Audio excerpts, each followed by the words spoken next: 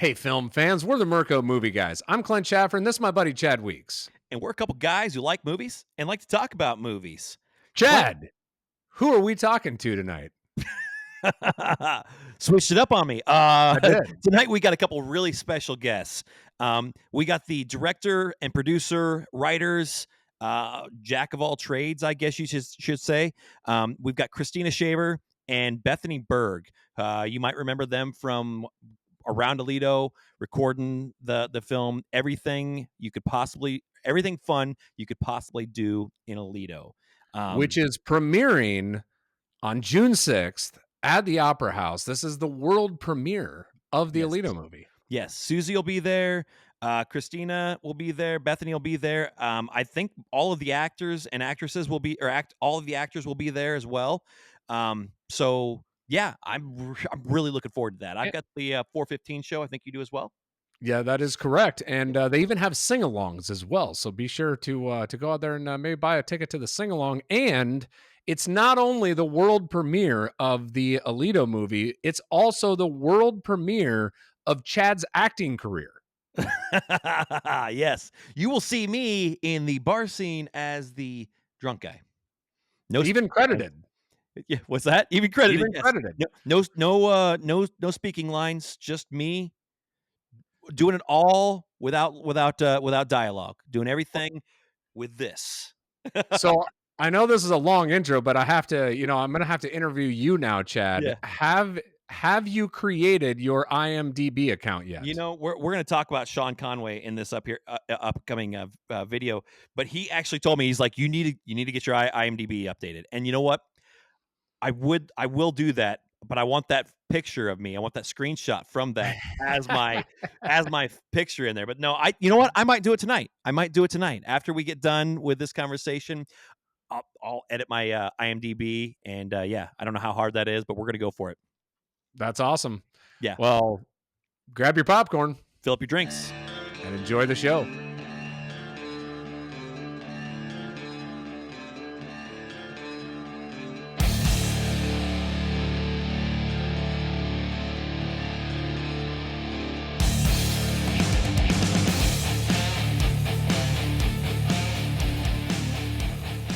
Christina and Bethany, welcome to the show. Hello. Thank you. Ladies. You may remember Christina and Bethany. When was it you were doing the recording in Aledo? How long has this been? Has it been 2 years? A couple years, but it was June of 2022. I think. Okay. It feels like it was just yesterday, you know? Yeah. I agree. It does, really. Yeah. Christina, you are the producer and writer, and Bethany, you are the director and writer. Is that? Did I get those right? Correct. And if you remember right, Bethany was the one with the bird on her hat at walk around Rhubarb Fest and stuff like that. So that's right, Robbie. Yeah, is that what his name? Robbie. Okay, Robbie, perfect, yeah, perfect. Robbie. Or Little Pooper, depends. Yeah, sure. Yeah. That's what Christina called him. That was his nickname. Well, let's just start at the top here. How did you all end up meeting up, starting to work on this project together? Have you worked on previous projects, or is this the first one? Kind of take us through the inception of this. Well, Christina and I actually met in film school. We went to the Harold Ramis Film School, which was based out of the Second City in Chicago. And we had worked on stuff before together. Nothing this big, I don't think. But, well, Cecily and Lydia, but I was a nobody on that project. You did great on that film. You did so many things on that film. So this was something that, have you guys, so you were, what would you call it? Cecily and Lydia? Cecily and Lydia at the Waypoint was a film that we worked on together. It was a feature film that we filmed in another small town, Dodgeville, Wisconsin, which was great. We, I think there were a lot of Walmart runs on that film, as I remember. There's a lot. Very cool. Very cool. So this is something you guys met, and it was just one of those that, like, hey, I'd really like to work with you sometime. Let's do this. Yeah. And she's like, Christina's like, hey, Aledo, Illinois, that's where we need to go. That's where the magic's going to happen. That's pretty much how that worked. Actually, what happened was I had the idea for the film, And I was working with someone else who was also helping us write. She put her name's Gina DeAngelis, and she put together the original kind of story where she kind of like gave us like the format of it and kind of the foundation, the DNA of it. And then I was looking for a director for it who I knew would be really great at comedy, and Bethany is great. Bethany's a great director. She's a hilarious writer and like extraordinary editor. And so it all worked out so well for this because and she's from Sheboygan. I'm sorry to speak for you, Bethany. I know No, you please. We've already talked about Sheboygan, if you can believe Yeah. it, before the Oh, interview really? started. Okay. Mhm. So she's like from a small town. Like she gets the whole thing. So there wasn't a lot of additional explaining to do about much else. Like she just came in and got it and was great. Like really great. Yeah, and Bethany, I think you were a great fit for the community. Like when you were down there, like talking to people and getting people involved. You know, like Clint and I were down there. We saw you working the crowd basically with at the bar Cheers there, and it was really cool because you give off a good energy, and it was constantly like, yeah, hey, we're gonna do this right here. Let's try this, and it's just like, okay, yeah, that's exactly right. Yeah, that was one of my favorite parts about the project was just working with the people in Aledo and like being in Aledo, which I love so much. And it's so funny. Like I was at Cheers one time, like we were writing scenes for the movie. We had been visiting and location scouting, and I remember writing a scene in Cheers, and somebody came up to me and they were like, "Are you from here?" And I was like, "No, I'm not." And they were like, you seem like you're from here. I feel like you've been here your whole life." And I was like, maybe I have. Like it was Yeah. a supernatural moment. But anyway, yeah, no, it was so fun to be able to interact with people and bring them into the movie. Even if they weren't planning on being in it. Is that kind of your style, Bethany? Because it was kind of, you know, I know you had the script, you had all the ideas, you had the shots, but it was also a little bit like, you know, gunslinger action, right? Like, you know, kind of let's go shoot this, let's go over here, let's try this, and it seemed very almost impromptu in a sense. Is that kind of your style just in general, or was it really the style just that fit this particular movie? I mean, yes, and both. I would say it definitely fit this project specifically because we knew that we had such a short timeline. We knew kind of our locations before we knew the story, even, and we knew that we had like this big set piece to work around, Rhubarb Fest, and that was kind of like the sort of hub of everything. Where it's like we know where we have to be. We have to write this story around it. We need super these actors who are going to be able to think on their feet. But I mean, before we even get to any of that, like Christina and I went to film school at the Second City, which is for improv. So I'm Hmm. one of the big Oh, things. Yeah. So one of the big things that we were taught was improvisation and filmmaking. Um, and you know, there's different ways to approach filmmaking. You can approach it really structured and planned. You can approach it in a way that is more improvised. I kind of like a bit of both. I mean, I think Christina can attest to this. Like our days were really structured and planned. We knew where we were going to be most of the time. Like there were some pivots or like times where we were like, what if we had golf carts? And like that then, you know, would totally pivot. But a lot of it was really planned, and Christina was so great at doing that. I mean, like how the amount that she juggled and the amount of like people she called to try to get locations, and Max too, our first AD. Like just the team we had was incredible. Anyway, I'm rambling now. I knew I was going to do this, but anyway, that being said, it was definitely um, very improvised and loose in the sense of like we, like I said, knew we were going to be run and gun, and like I guess like for me, and I think Christina would agree, like I always like to leave room for finding what's interesting and magical. So like if we're doing a scene and somebody says something or brings a kitten on set, which did happen once, it's like, oh, let's incorporate that in too, because that's interesting. So I think being open was a part of it, like open to ideas and suggestions, but also discerning where it's like, you can't say yes to everything, then it would be a No. mess. But being able to identify what's really going to work and make and elevate something, I think was sort of the approach that we had, and it worked so well because the community just kept offering these amazing things.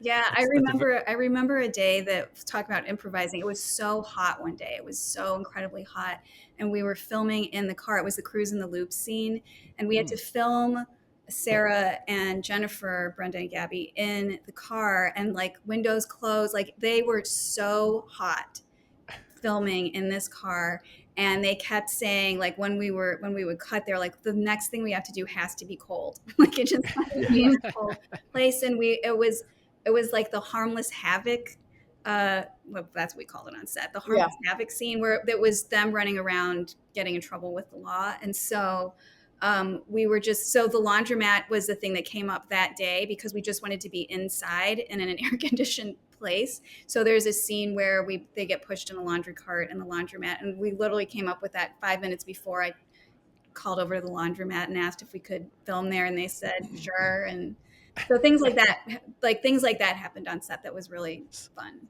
So talk a little bit about that if you could, Christina, because I feel like calling around, I think everybody wanted to be a part of this. So did you meet any resistance, or was it just, yeah, come on in throughout the most of it? I think that was the thing that made it so successful, is that I was so shocked. Like every time I called and asked someone anything, they were like, yeah, how can we do this? Anything from dragging tables from the senior center over to halls because we needed an extra just table, just literally for our crew. Like just anything, people were so happy to come and help. It was so nice. It was really, really nice. I don't know if I'll ever have that experience again. I hope so, but it was great. It was really great. So I know you've talked about the crew as well, and I could imagine that that's a big part of trying to set a movie up. Not only casting the actors, but also getting your people pulled together. Talk us through how do you find an AD and a sound person and a camera person, right? Like how do you go about putting that crew together and knowing that it's the right crew to do the job at that point? And the actors and actresses, because I was curious on that too, because so I can talk on the crew part, and Bethany, I'm sure, can talk about the actors and we've talked about both, but so Julia Hunter, who is the DP on the film, I actually talked with before finding a director, because I knew the style of film that we were doing was a documentary kind of style. It's not a documentary, obviously, but it's that type of just a really thin crew so that you can be really nimble and pivot. And no, I kept saying no lights. We can't have lights. Lights take so long to set up. And I wanted to make sure that we found someone who, knew how to film without a lot of lighting. And I'd worked with Julia on another project, and I knew that she could do it. So that's how Julia kind of came to be. And Bethany and Julia worked so great together. It was really also just really nice, because usually the director chooses the DP. So, and what's the DP? Sorry, for those of us that don't know the acronyms. Yes, the cinematographer, the person shooting, the person with the camera, the camera. All right, perfect. Yes. And then Max, who Bethany mentioned, was also in our film school, and he plays a real estate agent. So he had kind of a double duty role at the very, truly a few days before we were shooting. Bethany's like, I think we need another character. And I was like, we already rooms, our budget is tight. I'm and she's like, what about Max? And I was like, great. So Max came on board doing that. And by the way, he's a star. I know. I mean, he's so good in the movie. He's great. He does such a great job. Yes. I mean, he majored in musical theater. He acts. So it wasn't it was nice. Well, it wasn't like I was like, how about this random person who I've never, I knew that he could act. I've seen him before. Yes. So. You weren't just picking, yes. And then we found interns from Knox College, because Julia, who was the DP, actually went to Knox. And so she found some students there to intern with us who were really great.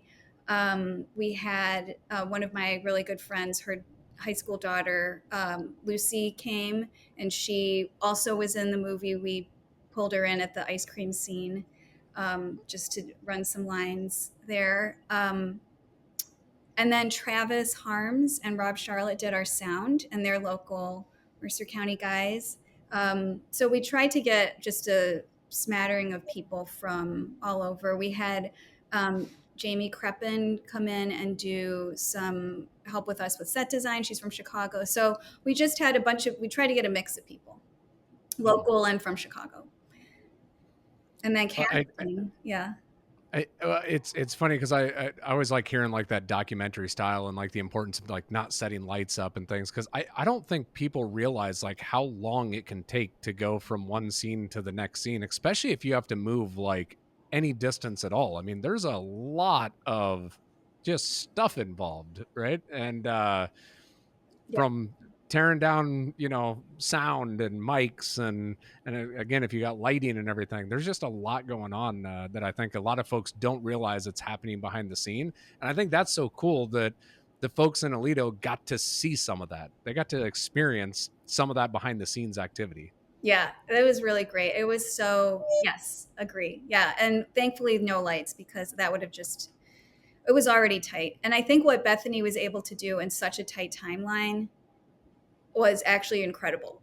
I mean, Bethany and everyone, but really Bethany, we talked a lot, and I was like, we just have to make these scenes. Like, we've got to make our days. We just have to make our days. And that's really like a tribute to her. She was just like, okay, I guess we're making the days. I guess we'll do it. Yeah, it's interesting. Like, I don't know if there ever was a day where we didn't make our days. I think we came close, and then there was even one whole scene we had to reshoot, and we still managed to get it in. So yeah, pretty nuts. How many total days did it take of actual film shooting? 10? 9, 7, 9. I don't know. Not a lot. Oh, wow. Yeah, it was very, very quick. I mean, we had full days. Yeah. For sure. I mean, this is a full feature film too, right? I mean, like, what's a typical full feature film? Like, how many days would you take? 30 days. 30? 30. Holy honestly, and that's with lights and whatever. And, I think, I just want to say, imagine what we could do if we had like 30 days to shoot and a big budget and lights, and it probably would have been different, but I think some of the charm of this, though, is how mobile you guys were and the things you were able to do because of that. Like, I was really, Clint and I talked about this, I think, in a few different podcasts here, that I really was incredibly impressed by the quality of the product with how mobile you were. Like, you've got everything just kind of, all right, let's go to the next scene. And it just worked. and I think it added to a little bit of the charm of the film. So I really applaud you both on that one. So yeah. very cool. Thanks. Go ahead. No. Go ahead. I was gonna say, so one of my favorite scenes, and I think one of my favorite kind of themes through it, is the editing throughout the film.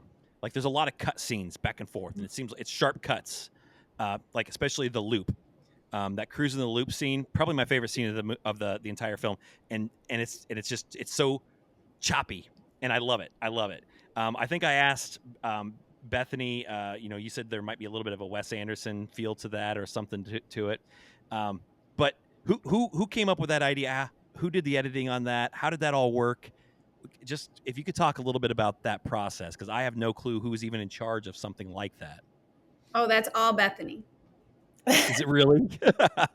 Yeah, I mean, that's the cruise in the loop. Like, I have to even remind myself on the process of that, because we knew we wanted a cruise in the loop song before the scene was written.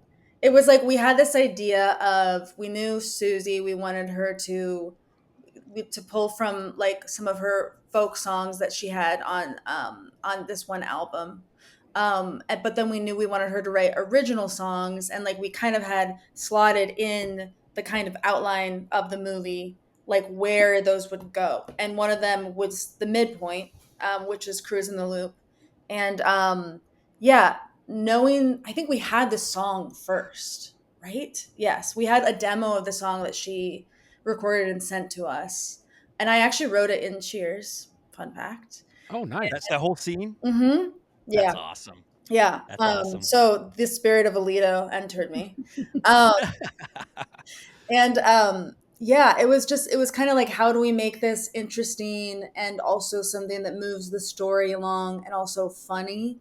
Because I think one thing too was like, how do we imbue this story with comedy, not just in the dialogue and like the little moments, but like in the editing, which is something I'm passionate about. I definitely like, when writing something and directing it, like always do it with the edit in mind and how it's going to cut together. And this was like, I had such a precise kind of idea in my head. There were some things though actually that were added later. I actually think we had an editor, Brent, working on it, and then we also I think that even um, like Julie did a pass on it too, and like they brought some stuff to it that I hadn't thought of, which was great. But like the cuts and the um, oh my gosh, what am I, like the cuts and the comedy and the timing of it was definitely all pre-planned. And then Julie had this great idea of they're like in the car and talking, which like I don't think I had that even written. And she was like, I think that's gonna look really cool. And so we got that, and it looked great. And we had those great moments of like them saying hi to the guy every time they passed through the loop, and that was pulled from something that, like a story somebody told us about the loop. Um, yeah, I'm like remembering the whole process, but like as I'm talking. But yes, it was all planned. We got the song, wrote to it, and then it was a bit of a trick. Like getting that edit right was a little tricky. I think that was one of the more difficult things. But like I had a very clear idea in my head of how it was going to go, and like once we sat down and got it out, it kind of turned out exactly how I envisioned it, which was great. I love it. I love it. It's so good. And I remember when we were because Bethany would edit and then she'd pull me over and be like, hey, check this out. And I remember the first time I saw it and I think my jaw dropped. I was like, whoa, we did that. It was it's so hilarious. It's still funny. Even I've watched this movie like thousands of times, I think by now, but it's always funny. It's always funny. It's That's How long after you start? Well, I got a couple questions first off, and I'll start with this one. In roughly a little over a week of filming, how long to get all of the editing done? I'm curious on this too because I know how long it takes Clint to edit one of our podcasts. So Way too long. yeah, Yeah, maybe I shouldn't say. yeah, because we're gonna shame him here. Right. Right. I mean, how long did it take Christina? I think I mean, well, there's I the guess real it answer, and then depends. there's Right. the real answer, and then there's like maybe three answers. Yeah, I guess. I think it takes a little while to get the assembly. Like you've got to sync all the sound first, No. and that takes time. That's like one kind of edit that's not even creative yet. It's just making sure that when the footage is moving, there's sound that goes with it. And then there's like an assembly cut, which is just kind of a rough like outline of what this movie could be. There's like some notes back and forth, and then I think it wasn't until maybe I would guess that, and then we were just we have day jobs, so like it was on the weekends that we really focused in. I would say around February of the following year, from like February to like, because we wanted to get it out for that private screening at Rhubarb Fest just for everybody that was in it. So I mean, it was a pretty intense February, March, April situation. And then we had to get all of Susie's music in there because she was also composing. And like, I mean, she had everything composed during the edit, but she was like recording it professionally. So when we were getting demos, like Bethany was saying, we weren't getting the cuts that you hear in the film. We were getting, just thinner versions of the music. So, it takes I guess it took I think in other settings it probably doesn't take as long, but on an indie setting with everyone doing other things in their life, it takes a little while. Yeah, my apartment was so messy that month.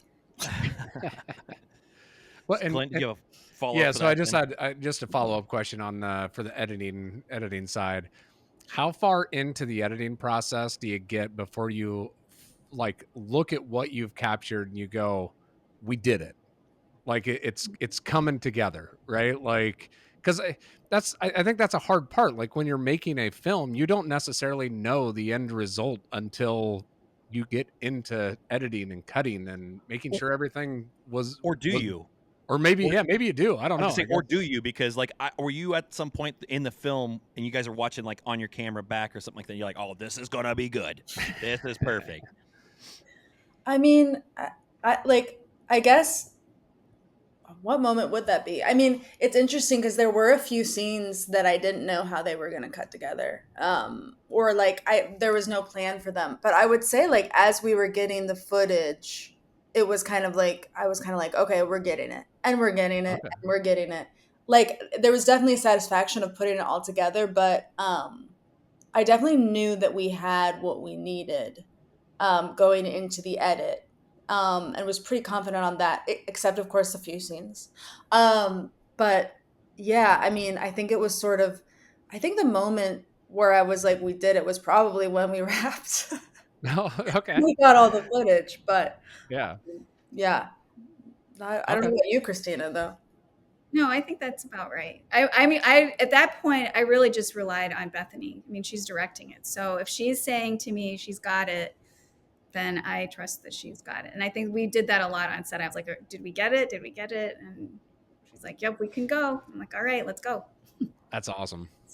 So another question. You're talking about the songs that Susie wrote and stuff, and you know how big of a deal she is around here. You know, like I said, I grew up listening to her on the radio, and so how hard was it to talk her into writing 3 songs? Because she wrote 3 songs, right? No. And I know it was Cruisin', Little Old Aledo, and I don't know what the third one is. Paint the Town Blue.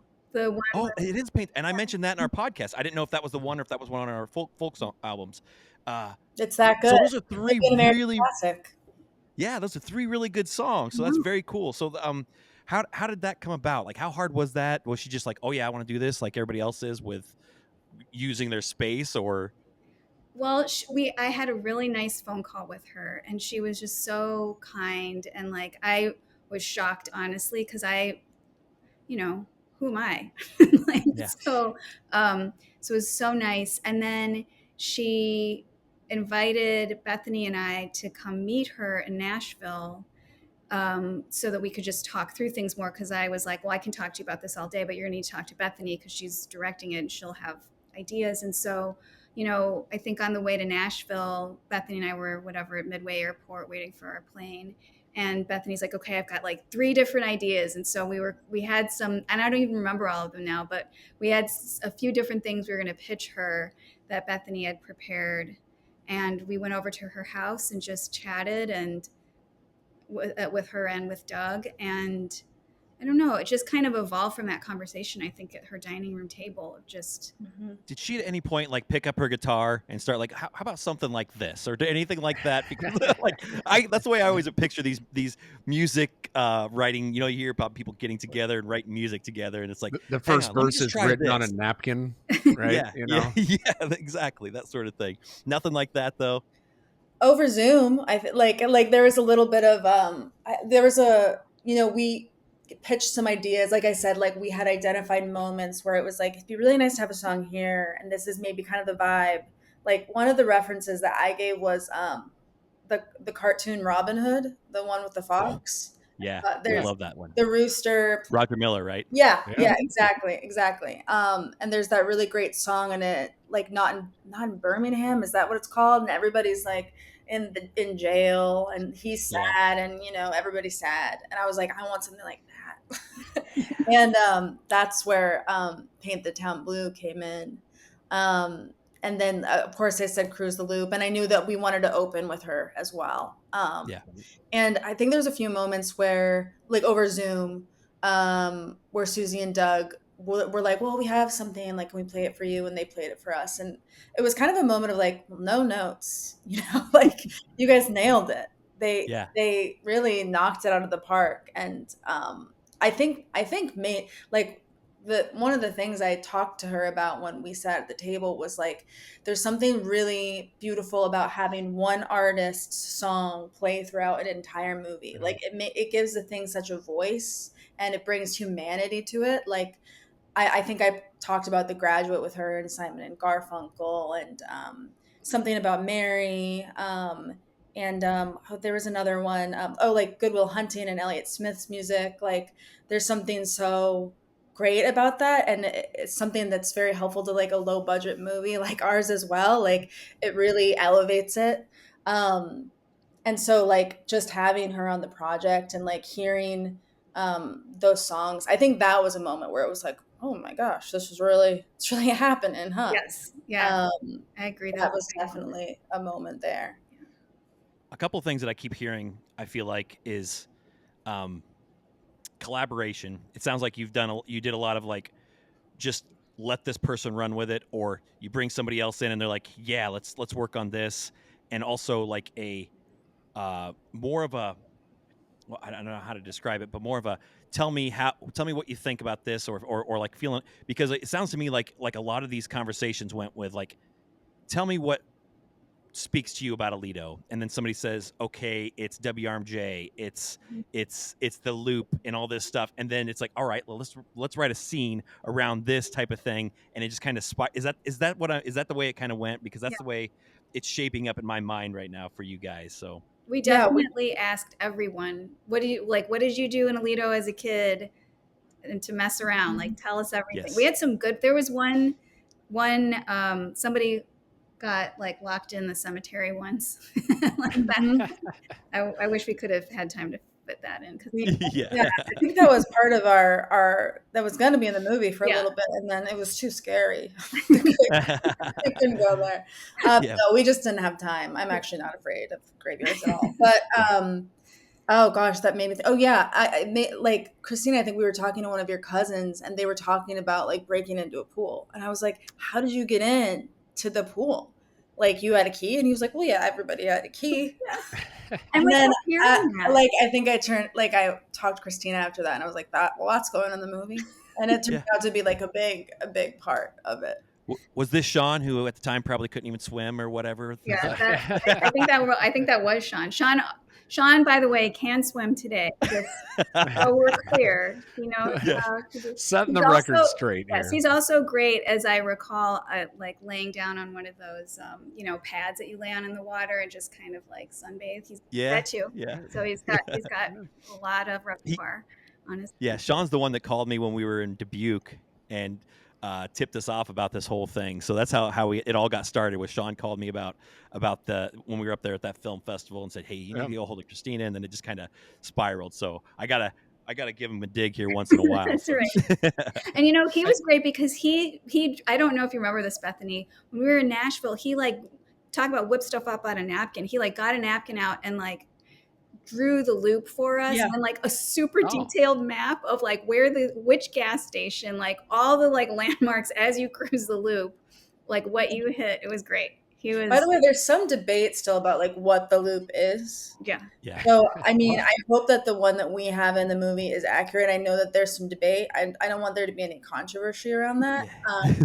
I think it all depends on your year, right? Because like where like Walmart and all of that is, like that didn't come out, that didn't get developed until later on, right? So in Chad and I's time, like we would have called that part of our loop, right? But you go back a generation and they wouldn't have went that far. Right. Yeah. So I don't know if Susie or Sean would have had had the bowling alley out there, which was an integral part of ours. And that is true. So and also it's cool because like when Susie and I were talking, because we had this conversation, just this week with her, and it was really cool to hear her talking about the loop. And it's like whatever decade that was, and hearing Clint when we were in high school doing the exact same thing, basically. So that is a timeless classic right there. Cruising Susie the loop did talk about the bowling alley though, so maybe it's been there for a while. Did she? I don't know the history of it, so I have maybe no it's clue. been there.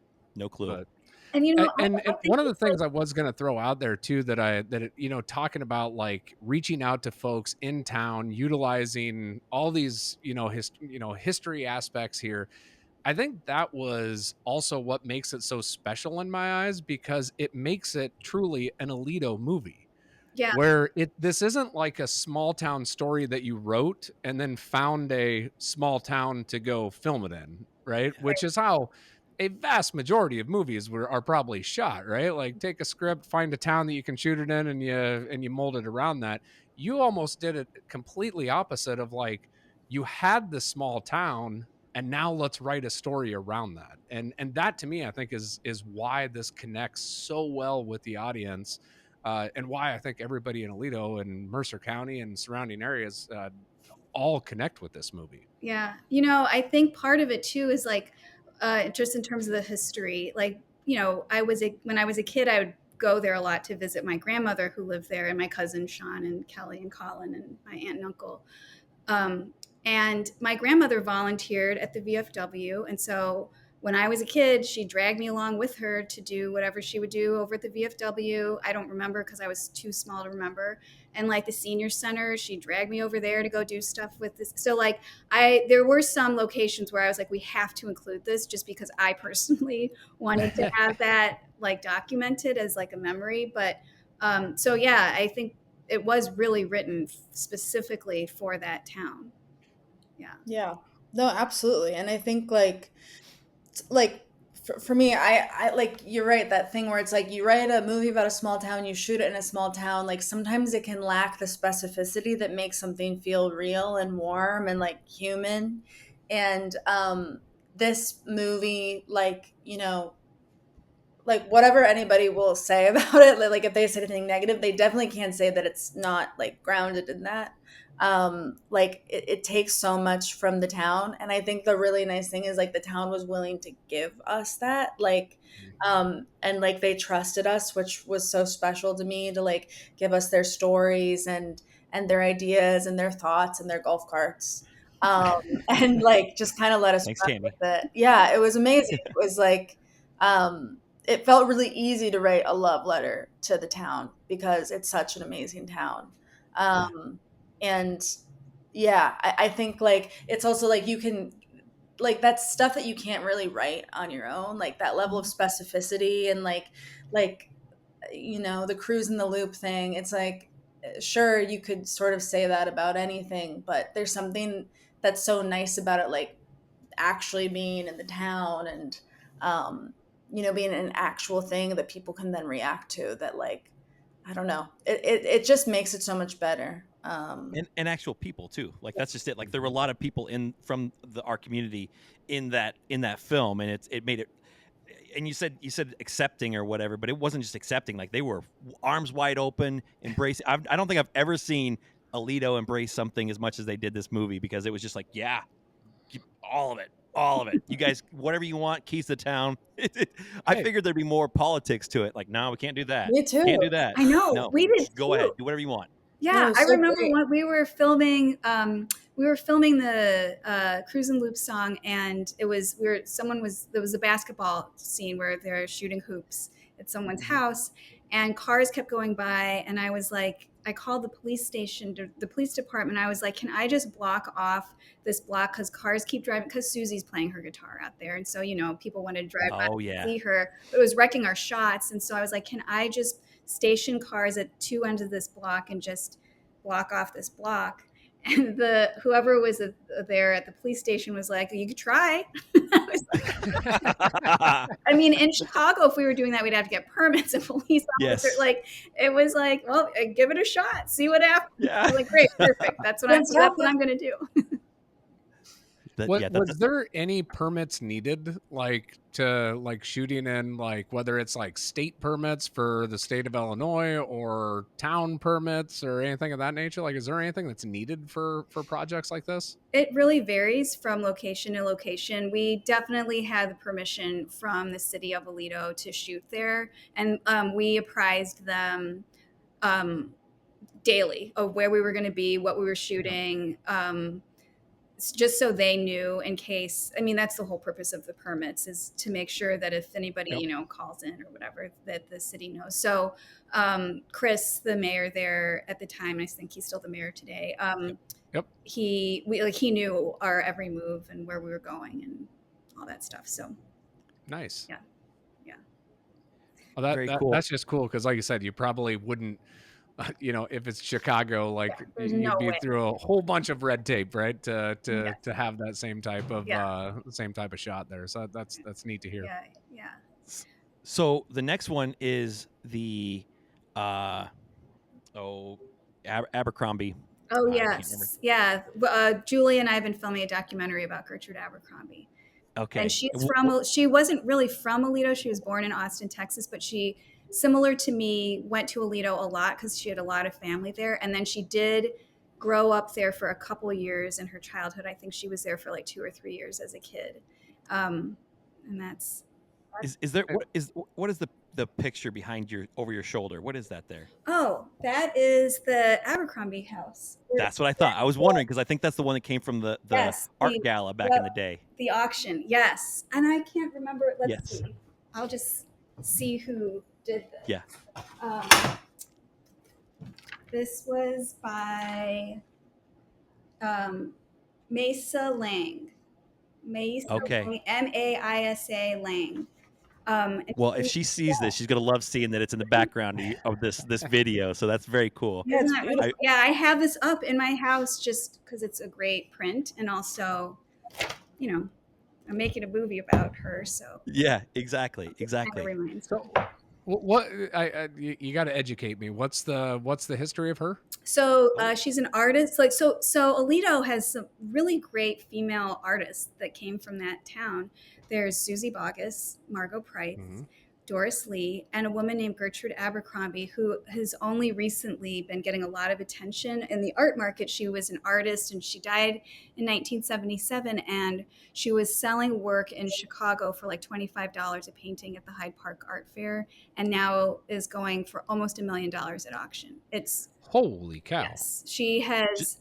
Real recently, one went for close to that, right? Yes, and she's currently got an exhibit that it's at the Carnegie Museum. That's a solo exhibit of her work, and that's moving to Colby College in Maine, and then it's coming to Milwaukee, and then it's going to Florida. Like, she is an artist on the rise. It's unfortunate she's gone, but she's really putting Aledo on the map. You can hear these experts kind of start to bring up Aledo more and more because I think they're seeing it in her paintings. So. Wow. Yeah, a lot of the scenes are supposedly from Aledo. Like there's backdrops of Aledo. Yeah. That and owls are the two things that I'm not an art person, but those are the two things that I really know about. She's got owls and all that stuff. Yeah. Yeah. That is awesome. I had no clue about that. Yeah. So. Yeah. Yes. Clint's helping be an auctioneer for the gala this year, so he's going to have to learn some of that stuff. Yeah, I tried my hand at that for the first time this past year, and thankfully Chad was there to drag me through that. He's a good. I believe in you, Clint. If you've got Chad helping you out, teaching you the ropes, I'm sure it'll be great. Yeah.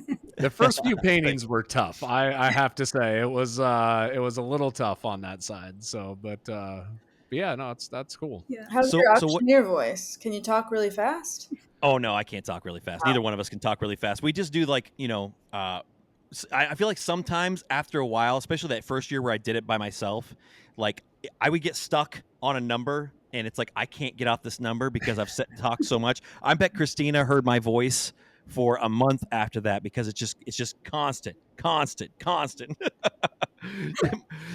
My wife even said, she's like, yeah, at one point I was worried that I was gonna have to snap you out of that number. Like, 25 now 50 now 50 25 now 50. Yeah.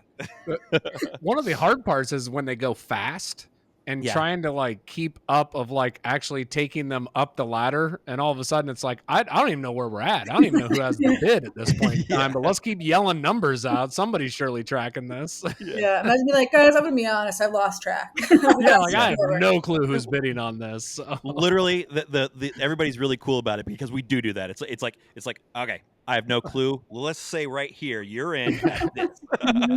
Now let's go. Who's willing to write the check? Go ahead and raise your hand. Yeah. What about you, Bethany? What's next for you? Are you working on any projects right now or anything?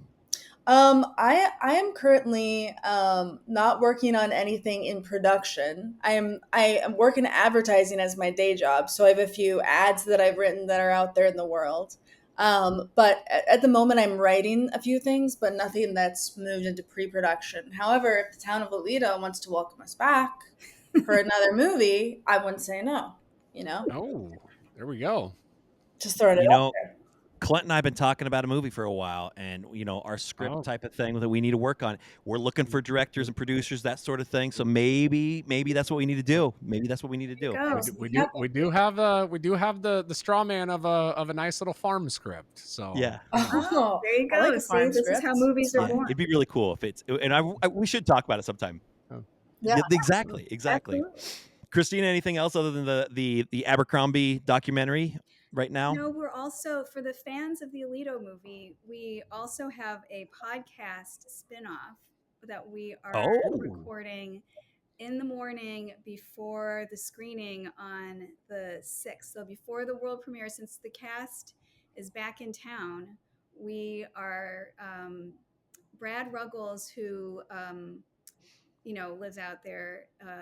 He wrote like fan fiction, like hundreds of pages of fan fiction around the Alito movie. Just oh wow. story after story after story. So we've adapted it into a podcast. We've got 4 episodes. Not that many episodes. We've got 4 episodes, and we're going to be recording that and then releasing it at some point. So very cool. yeah, Very cool. that would be I fun. look forward to that. Yes. So that's that Thursday. So the 4 o'clock. So you're going to be out there like.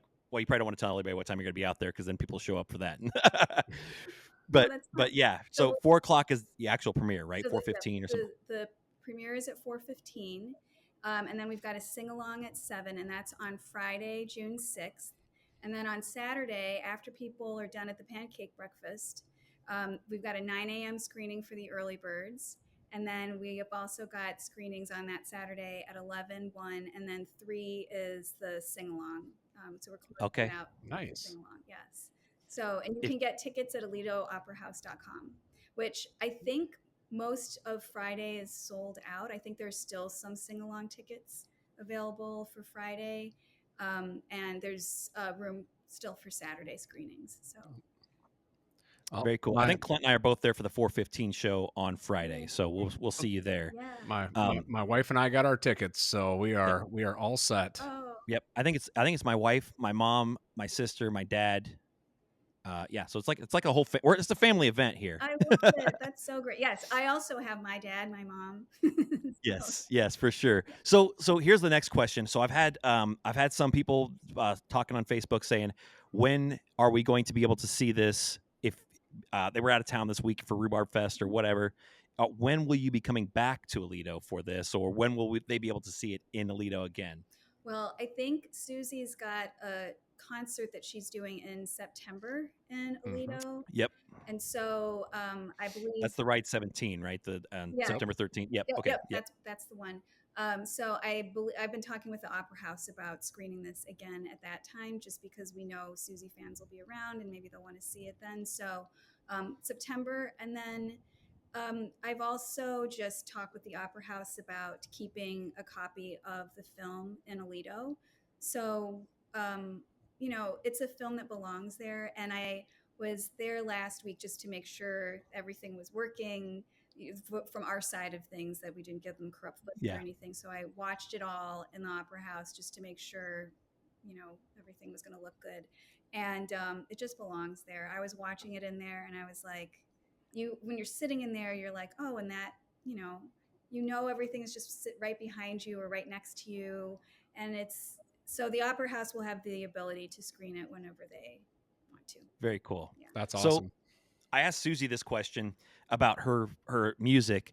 Do you, like you said, you've watched this 1,000 times or whatever? Like, are you tired of it yet, or do you still get like the sense of? I mean, I feel like it'd be a sense of what's the word? Accomplishment here, because you've done something so cool. But like, do you ever get tired of like, man, I got to watch this film again, or anything like that? You know what? I don't.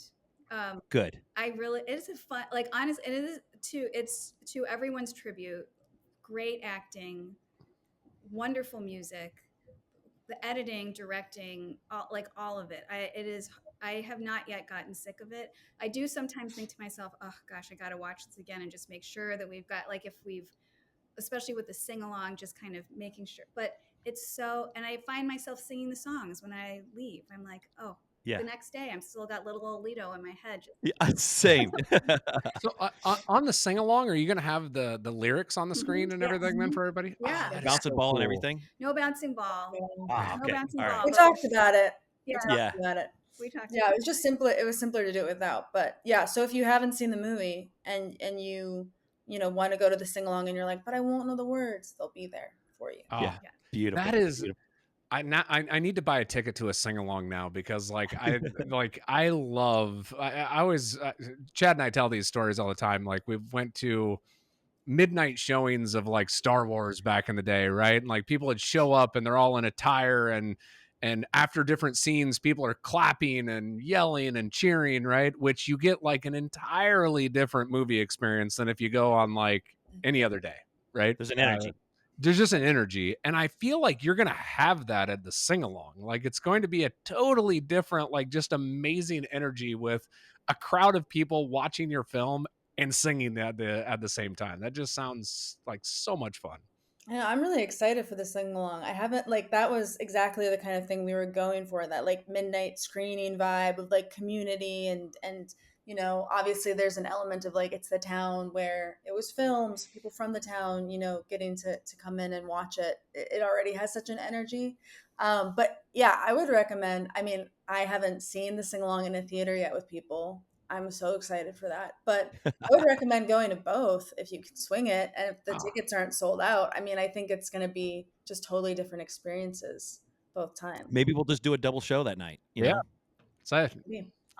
I should just buy my mom a ticket and just drag her up there. That's what I need to do. Yes. Just force her.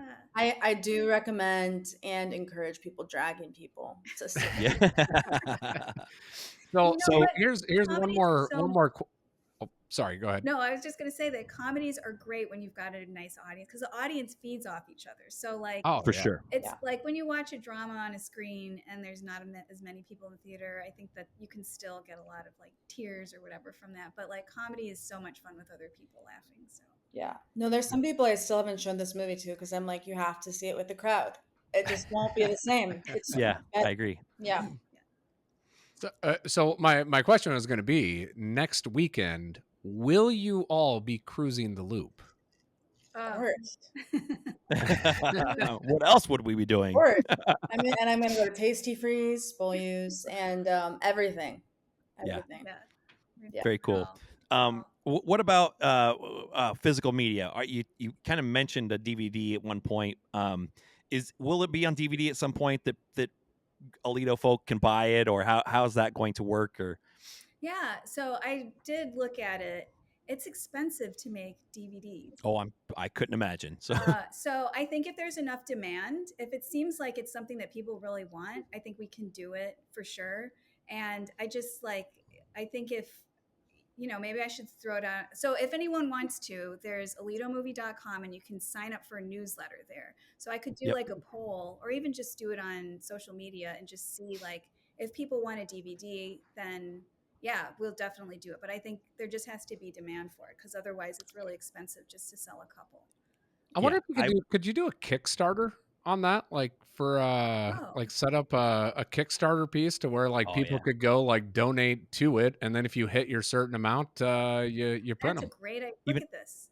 Yeah, even a Patreon. You need to come on this show every day. Yeah. Yeah, exactly. For ideas. And the next one is movie posters. Do you have movie posters or anything to that effect? We don't really have a movie poster. Okay, all right. We should do a Kickstarter for all that stuff. Yes, you should. You should. Exactly. We'd buy the package. We're gonna get the VIP tier, whatever that is. So yeah, signed by Christina and Bethany Berg, or Christina Shaver and Bethany Berg. Yeah. Exactly. Yeah, and in the poll, let us know if you want special features, behind the scenes. Yeah, we've got so much behind the scenes. Oh, I bet you do. I bet all those. You know what? Honestly, do you realize what people would pay to see that, like those edited out scenes? I know Caleb Wheeler. He was one of the guys that you talking to at the bar, and he offered to buy her a drink or something like that. Yeah, I bet he would love to see all the scenes that were deleted and stuff like that too. Yeah. So He did do like 15 takes, like all in that. Yeah. Do it a little different, try this. yeah, That's right. That's right. Yeah, When we do have a lot of stuff from the bar, we have a lot of stuff from the senior center too. Yeah, we have a lot of footage that not a lot people of would love to footage see was that. cut, but it was a pretty. We're kind of like also like didn't have a ton of footage. It's an hour-long movie, but yeah, no, we have stuff. That'd be cool. Yeah, yeah. Again, Well, I great ideas. Love well, I where do this is have going. no, so I do have a couple of random questions for you. So one of the questions that I have is, if you could work with any actress or actor, who are you going to select? Whoa. Whoa, who's her actor? Huh. Oh man, that's such a big I question. know. I like don't want to say anything I know me because neither. I don't want to. I want to alienate everybody else so we don't say. Right? And like if I don't say Meryl Streep, she'll never work with me. This is like the politics of Hollywood right here. Right. It's true. Oh man, Yeah. Christina, you go first. Because I Wow. can't think right now. You know That's- who I would like to work with? Who? Eddie Heffernan again. Eddie The is so sheriff. great. Oh, Hmm. yes. I would the sheriff. I've worked with him before, and I want to work with him again. Yeah. He did have an aura about him. That's from of anybody in Hollywood. Anybody. Yeah, absolutely. Great answer. Great answer. I may yes and that one, or just yes that one. I think I should. Yeah. Very fair. Very fair. So here's you have another random question, Clint? No, or- go for it. Okay. The question that I ask everybody that comes on our podcast is in a void, if you were to recommend one movie to someone, what would it be? Just out of the blue, just say, hey, somebody says, hey, I need to watch a movie right now. And it's not the Aledo, can't be the Aledo movie because we can't see it right now. But like, Dang. I want to watch a movie. What movie should I watch? I know this one. This one is really easy. Go for it, Christina. I want to hear. It's probably my favorite movie, and it's When Harry Met Sally. And I just That's a great film. A good call. And I think I love it because of the dialogue and the way the characters just bounce the communication with each. It's like a song almost. Like when you listen to it, it's like wow. I'm sure it's editing as well. Like it's all of it, but it's really so well written and the dialogue is great. So talking about that film, and we talked about Past Lives as well. I feel like they are on the same, like on the opposite ends of the spectrum of each other, but the same type of film. You know what I mean? Like the exact opposite. Yeah. True. Bethany? Okay. The answer can I give two answers? I suppose, yeah. Okay, great. So the movie I always recommend is The Apartment by Billy Wilder. He's my favorite writer-director. I've never seen that. I've heard other people recommend that one, and I have not seen that. So I saddened. I'll watch it before next weekend. It's so good. It's in black and white. It's a black and white movie that turns a lot of people off. I will say this is one of those movies where you watch it as somebody who doesn't like black and white movies, and you're like, I didn't know they could be this good or this funny. Yes. So that's my kind of all-time recommendation. And then for some reason, my mood today is Blues Brothers. Okay. Nice. Well, it's probably because it was shown at the Aledo Opera House. You know what? That's last exactly weekend what it is. I was like, why do I have Blues Brothers on the mind? That movie is just fantastic, though. It really is. It hits on all levels. So yeah, I watched it for the first time in a theater. I think that's why too, because I was like, I wouldn't have wanted to see this for the first time any other way. It was like seeing it with people was so great. And then that car crash scene with police cars, it's like how you would never be able to make that now. Yeah, for sure. You talked about the black and white aspect, and I actually like some of my favorite movies are in black and white. And actually not too long ago, Chad and I went up to the cities and watched Godzilla -1 color, right? And here you are in a movie theater watching a black and white film, and it was incredible. And so there's just some of those films that I think like some of them are just supposed to be in black and white. Like they're better. Yeah. Yeah, I watched Invasion of the Body Snatchers last week from 1956. It's like I can't believe I put this off this long. Yeah, that's the thing about those movies is they can feel like a chore, and like Yeah. once you get past that hump, which like that's its own thing. Like it opens up an entire world of like excellent movies. So That's exactly right, Bethany. Like you're like, I don't want to watch a black and white film tonight. You're like, I'm not ready for that right now. Like I did it with Casablanca for so long, and then you watch it and it's like, wow, this movie is incredible. I don't know why I ever. Yeah. You get those old films. Sometimes you get a little bit hesitant about it, but once you just go out and do it, man, it's worth it. yeah, there's Crazy. a reason that they're like classics, Exactly. Absolutely. Exactly.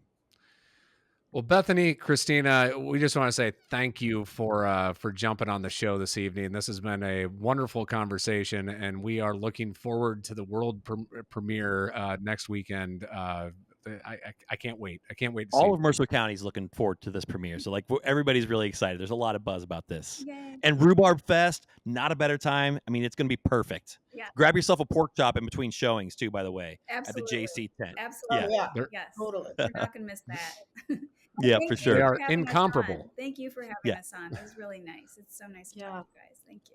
Yeah. Our pleasure, guys. So good. Yeah. And we'll see everybody next week, right? Yes. Yeah. Yep. Yeah. Absolutely. We'll be there. Well, with that, the credits are rolling. The lights are coming on. And that's the end of the show.